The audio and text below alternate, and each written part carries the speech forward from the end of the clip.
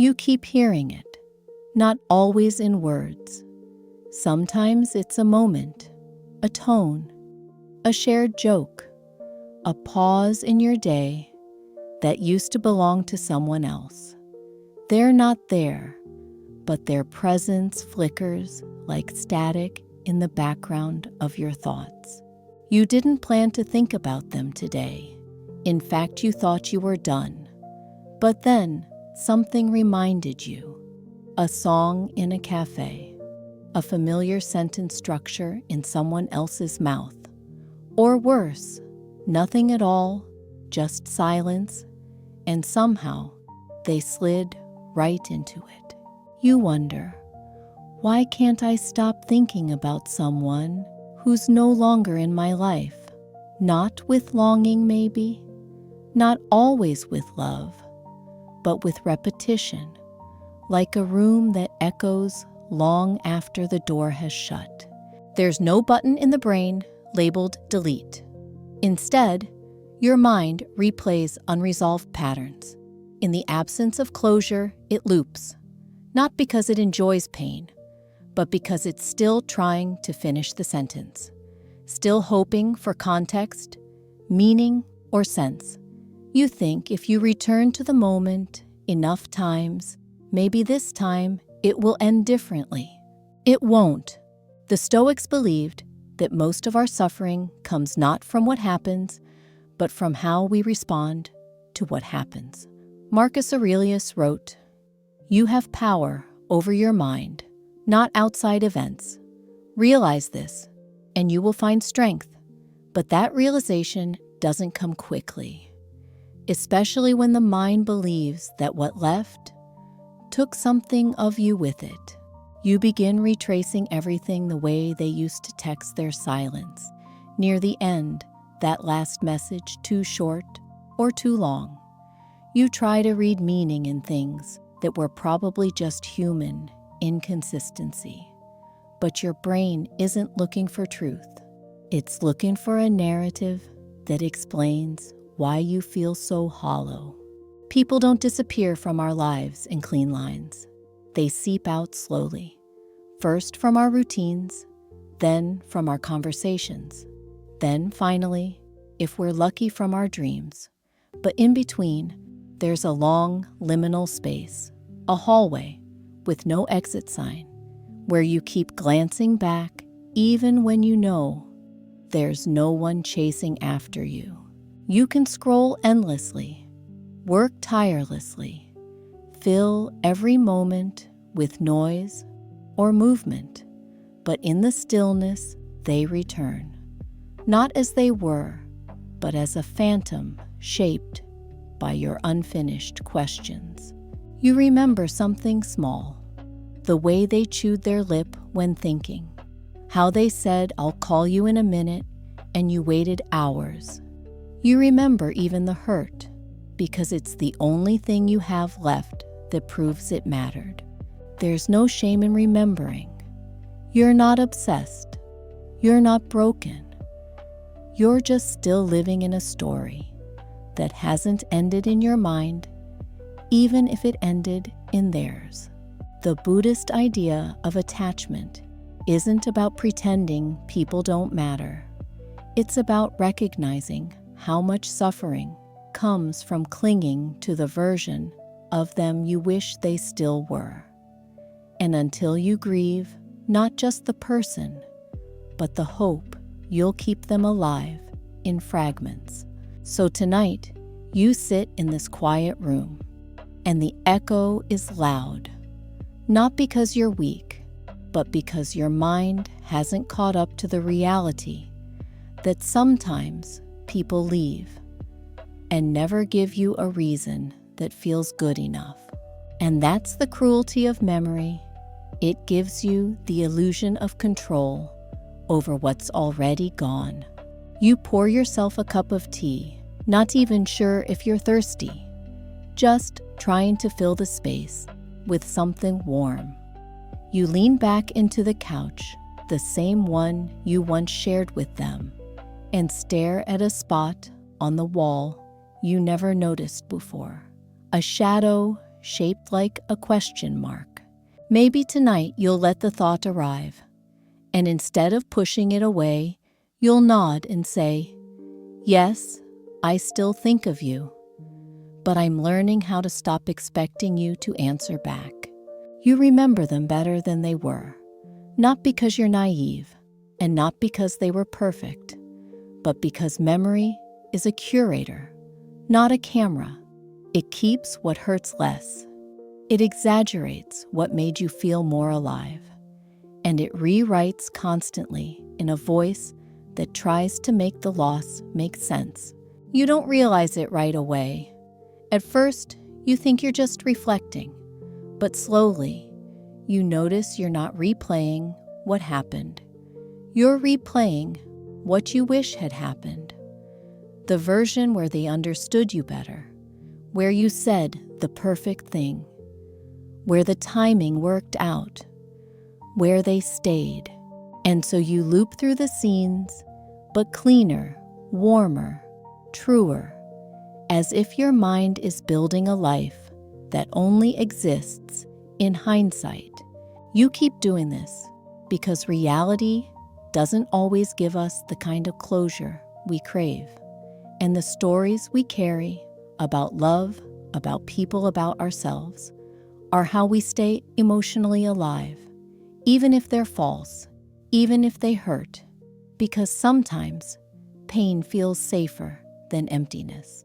The existentialist Jean-Paul Sartre once said, "We are our choices, but memory edits out the choices we didn't make, and instead leaves us with a haunting, the what-ifs, the maybes, the might-have-beens." These shadows follow you through the grocery store, into the quiet elevator, through the last few minutes before sleep. Not quite real, not quite gone. And in a way, you become addicted, not to them, but to who you were around them. The way your laughter felt when it was reflected back. The feeling of being seen, even imperfectly. The idea that someone once looked at you and said yes. That kind of memory doesn't leave, because it's not just about them. It's about you.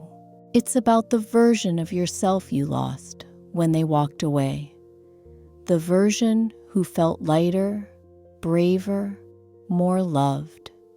You don't miss them. You miss the person you were when they were there. And that's what makes it so confusing.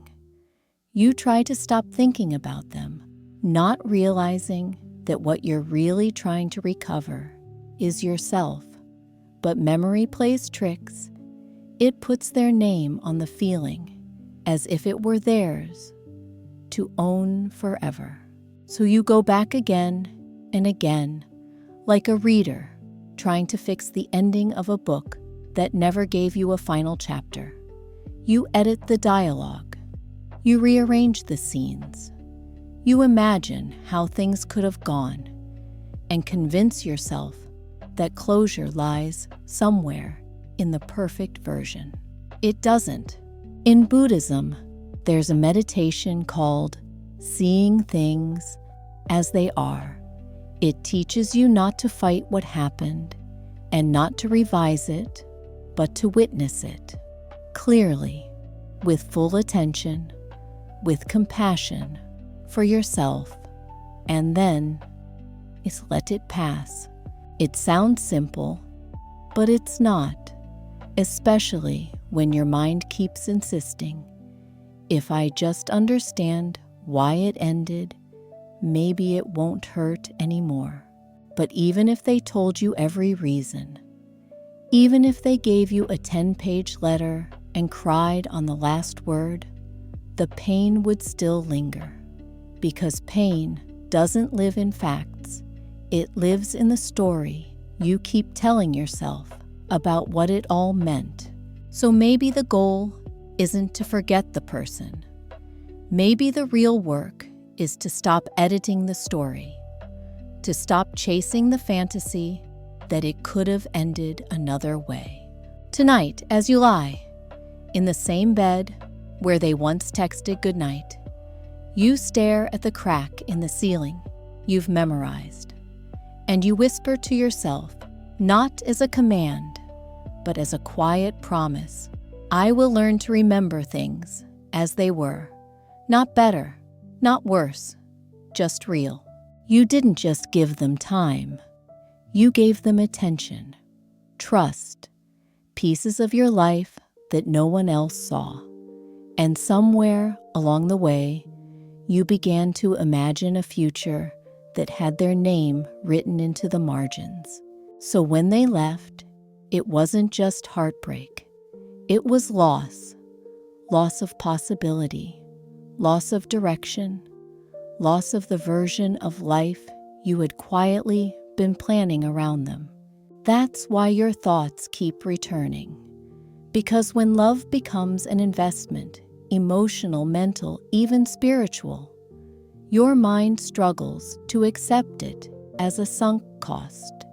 It doesn't want to believe it gave so much for nothing. You replay moments not out of obsession, but out of hope that maybe you missed something. A red flag, a warning, a clue. As if you could go back and spot the right line in the script, you could prevent the ending. But memory isn't a security camera. It's a mirror. And sometimes it reflects not just them, but the parts of you that felt most alive when you were with them. The philosopher Alain de Botton once observed that many of our modern heartbreaks come from the illusion that love is about completion rather than connection. We seek someone to complete us, and when they leave, we feel undone. You feel that now, don't you? It's not just grief, it's confusion. You wonder what it says about you that they could go. You wonder if you were too much, or not enough, or just too late. You keep returning to the moment when things shifted. The first silence that felt a little too long. The last hug that didn't linger. The final text that never got a reply. It's as if your mind is auditing your own memories, trying to find out whether you should blame yourself or blame them. But love was never a contract. It was a risk. And you, beautiful, hopeful, brave, you took that risk. You gave without guarantees. You stayed when it was inconvenient. You shared when it was hard. That isn't weakness. That's courage. Even now, as your brain replays old conversations and your heart questions its own worth, the very fact that you're feeling all this proves you loved with sincerity. And that's something no one can take. The Stoics remind us, you cannot lose what was never yours. But modern love complicates that, because sometimes it did feel like they were yours. Not in a possessive way, but in a you saw me when no one else did way. In a you remembered how I take my coffee way. In a you showed up when the world felt empty way. And now they're gone. And you still remember how they laughed when they didn't mean to. How their name lit up your phone and made the day lighter. How you felt when you didn't have to explain yourself, because they already knew. It's hard to stop thinking about someone when they once felt like home. But here's something you haven't told yourself yet. You can take back that emotional investment, not by pretending it never happened, but by understanding it wasn't a waste, because love given is never lost, even if it ends. Tonight, as you sit in the half-lit kitchen spoon, stirring in a mug, you've held 100 nights. Ask yourself, what if the point wasn't for them to stay, but for me to become someone who loved that deeply at all? You've told yourself You're over it. You've said the words out loud. You've deleted the messages muted. Their profile stopped bringing up their name. And still, on some random Tuesday, while folding laundry or waiting at a red light, you feel a sudden ache, a drop in your chest, a strange weight behind your eyes. That's because the body doesn't care about your logic. You see, your body stores what the mind tries to suppress.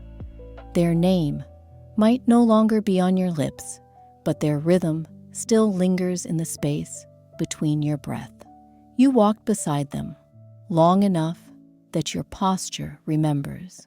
You kissed them long enough that your muscles recall the tilt of their head. You shared silences long enough that even quiet feels different now.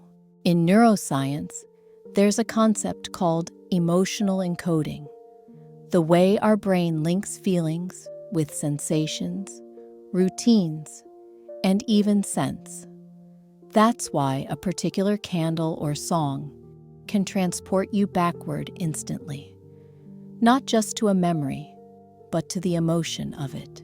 You may have moved on in your mind, but your body's still catching up. Even your habits betray you.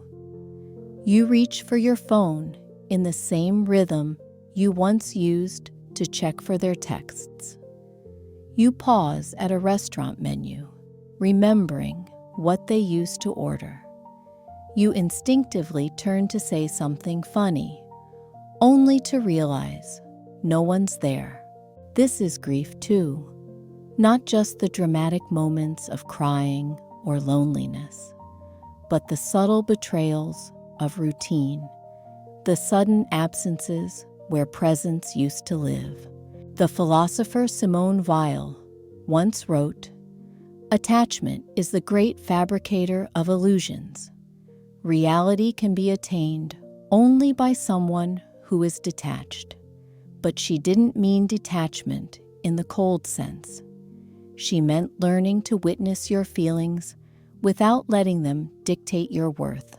You can feel a pang of missing someone and not follow it into despair. You can remember without reopening the wound. Still, your body holds on, not to punish you, but because it loved too.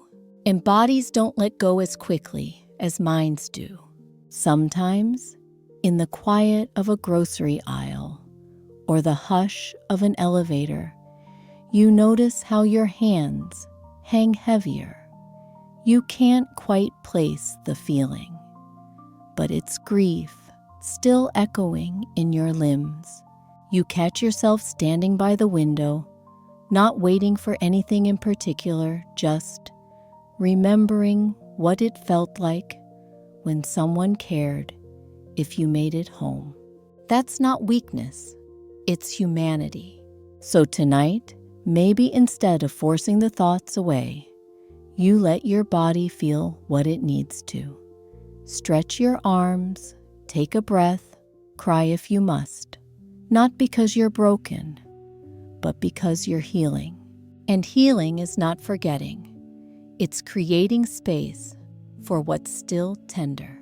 As you sit down at the edge of your bed, fingers grazing the same blanket they once held, whisper to yourself, "I am not waiting for you anymore, but I honor that I once did." You wonder why they come back into your mind without warning, why your thoughts feel hijacked by someone who hasn't been around in ages. You try to interpret it. Maybe it means something. Maybe it's the universe telling you not to let go. But the truth is far simpler and far more human. You think of them because you're still here, because the part of you that loved, that reached, that believed it, still breathes. They may be gone, but you remain. And so the echo continues. You don't miss them necessarily. You miss the version of your life where they played a role. You miss the hope, the sense of narrative, the idea that someone saw you, even in your flaws, and decided to stay. When they left, it felt like the story fell apart. But maybe what you're mourning isn't the person, it's the meaning you gave to their presence. The illusion that they were the solution to a loneliness you never quite knew how to name. The Buddhist monk Thich Nhat Hanh once wrote, "People usually consider walking on water or in thin air a miracle. But I think the real miracle is not to walk either on water or in thin air, but to walk on earth." In other words, it's not miraculous to have someone. It's miraculous to continue living after they've gone, to choose to open your eyes, to drink your morning coffee, to pet the dog, answer the email, water the plant to exist with grace and intention in a world that no longer looks the way it once did. That's strength, not forgetting, not pretending, but continuing, quietly, daily. And in that continuation, something beautiful happens. You begin to integrate the loss. You don't erase it. You don't numb it. You fold it into the fabric of who you are. They become a chapter, not the whole book. You'll still think of them, maybe always, but the thoughts won't sting in the same way. They'll soften like waves that once crashed, but now only ripple at the shore. You'll find that your memory changes, not to glorify, but to understand. And as that understanding grows, so will your compassion for them, for what you had, and most importantly, for yourself. Tonight, maybe the thoughts come again, but this time, instead of resisting them, you meet them like old friends. You greet them. You thank them for what they once meant. And then, with a quiet exhale, you let them go, because you've made room for new memories, for unexpected joy, for the parts of you that are still growing, still learning to love again. So you lie back, let the night surround you, and whisper into the dark, not as a plea, but as a truth. They left, and I stayed, and that is enough. The room is quiet now, not silent, but quiet in the way late evenings tend to be. There's the gentle hum of something electric, maybe the fan, maybe the streetlights, buzzing faintly through the window. Your breathing has slowed. You're still here, still thinking perhaps, but softer now. The sharpness of the day has dulled. The memories still exist, but they no longer press so hard. They sit beside you instead of on top of you, and that's something. You begin to understand that letting go isn't an event, it's a practice, a process that doesn't ask you to forget, but invites you to shift, to carry things to hold what once was with less ache, more reverence. You're not done healing, but you're no longer broken. You are a human being tendy. Tonight, nothing has been fixed. But you've made a small priv, not forever, just for now. And for now is enough. So as the shadows lengthen and your eyes begin to close, allow yourself this small truth. You did your best. You cared deeply. And you're learning how to live even with Let that be your victory. Let that be your beginning. Good night.